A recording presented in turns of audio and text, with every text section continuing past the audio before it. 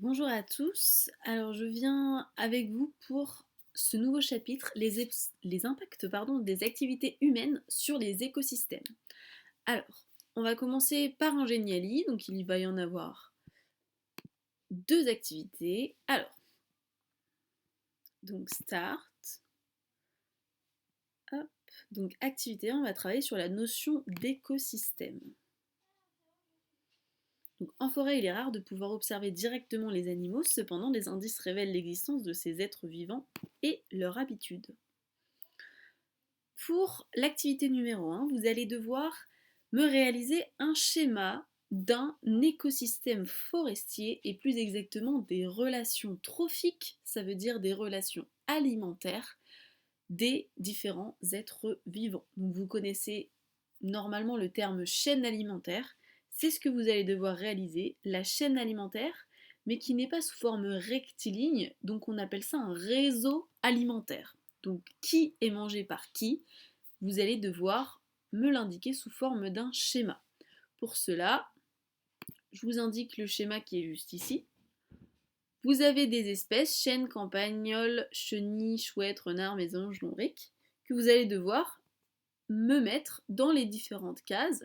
Donc est-ce que c'est un producteur primaire, un consommateur secondaire, un décomposeur? Et vous pouvez en fait déplacer les flèches directement en fait.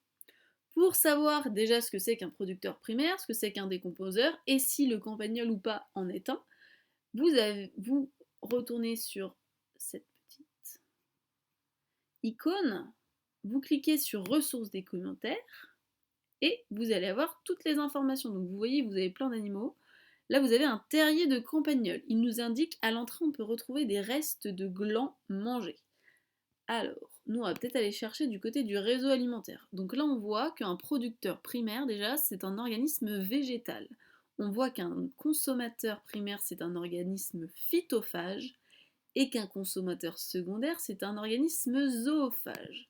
Ok, ça veut dire quoi zoophage et phytophage? Ah, justement, on a la définition. Phytophage veut dire être vivant consommant des végétaux, zoophage veut dire être vivant consommant des animaux.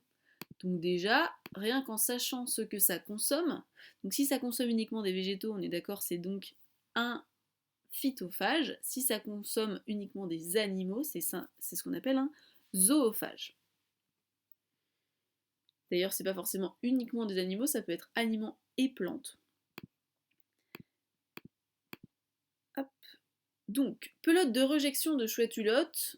Là, vous avez un indice sur ce que mange la chouette-hulotte. On voit qu'elle a des os et des poils de campagnol. Ah, peut-être que la chouette-hulotte mange le campagnol. Donc voilà, toutes les images en fait vous permettent de vous donner des informations sur qui mange qui finalement. Et vous avez une dernière information, c'est sur le recyclage de la matière. Et là, vous allez essayer de comprendre un peu ce que sont les décomposeurs, quel est leur rôle, qu'est-ce qu'ils font en fait, comment ils permettent finalement de faire en sorte que les sols vivent. Et ils ont un rôle très important dans la chaîne alimentaire. Ce sera à vous d'essayer de le comprendre. Donc pour retourner au schéma, toujours sur cette icône, une fois que vous avez donc complété le schéma comme ici, en ayant déplacé les flèches, etc., vous prenez une capture écran de ça, ou alors vous me recopiez le schéma rapidement sur une feuille, vous me prenez en photo et vous le déposez sur Prenote ou sur le casier de collecte, comme habituellement sur l'activité 1. Pour ce qu'il s'agit maintenant de l'activité 2, on est toujours dans l'écosystème forêt, donc l'écosystème, je le rappelle, c'est l'ensemble des êtres vivants qui peuplent un milieu, donc par exemple ici c'est le milieu forestier, et les relations qu'il y a entre eux. Donc, hop, je clique sur l'activité 2.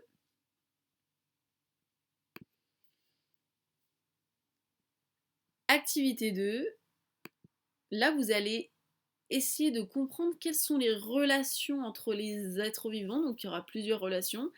La relation de prédation, de compétition, les aides que peuvent peut-être s'apporter différents animaux ou végétaux.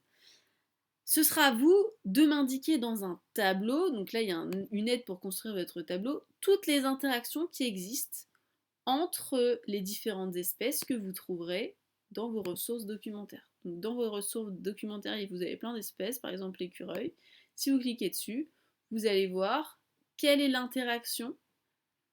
Donc là, en l'occurrence, c'est la compétition entre le mulot et l'écureuil. Votre but, ça va être de récapituler les différents types d'interactions qui existent et de donner un exemple d'interaction. Par exemple, là, en l'occurrence, l'interaction, ce serait la compétition et il s'agirait du mulot et de l'écureuil. Et à vous de me dire également, est-ce que la compétition, c'est positif pour les deux êtres vivants? C'est négatif pour les deux êtres vivants? Est-ce que c'est positif pour l'un et négatif pour l'autre?